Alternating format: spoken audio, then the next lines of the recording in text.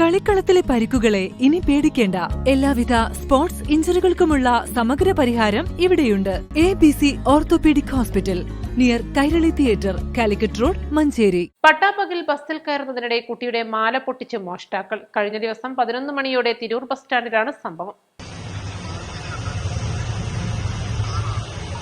Correct പൊട്ടിക്കുന്ന videos ഉണ്ട്.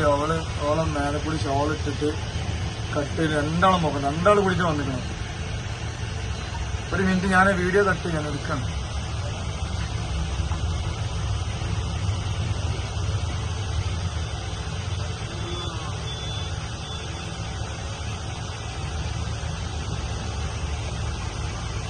തട്ടമിട്ട 2 സ്ത്രീകളെത്തി കുട്ടിയുടെ മാല പൊട്ടിക്കുന്നതും CCTV ദൃശ്യങ്ങളിൽ വ്യക്തമാകുന്നുണ്ട്.